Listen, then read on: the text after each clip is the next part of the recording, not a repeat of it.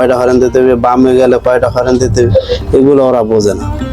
এই জন্য ওদের থেকে আমরা যতটুকু সম্ভব হয় দূরে চলে যাই, দূর থেকে চলে যাই, যাতে ওদের কাছাকাছি যাব না। মাছ ধরে এদের আমাদের তেমন একটা সমস্যা হয় না, বেশ সমস্যা হয় ওই অনেক সময় পুকুরে বাজে, কারণ ওরা তো সরাই ছিটে জাল পাতে, ওদের ইচ্ছা মতো হারা নদীতে যে জাহাজ চলবে ওই জায়গায় ওরা, যেই জায়গায় খারি ওই জায়গায় ওরা জাল পাতে, ওই জায়গায় তো খারি জায়গায় মাছ থাকে, ওরা ওই খারি জায়গায় জাল পাতে।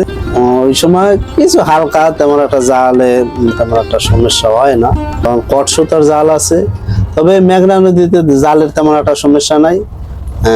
দেখা গেছে সরু খাড়িতে যদি এই কটসুতার জালগুলো পাতে তখন একটা সমস্যা হয়ে যায়, কারণ ওটা পপুলার সেভাবে বাইর দেয়া, মনে করেন ইঞ্জিনও অনেক সময় বন্ধ হয়ে যেতে পারে। কটসুতার কিছু জাল আছে, ওগুলো তো আমাদের খেয়াল করাই চলতে হয়, কারণ ওরকম বিপদ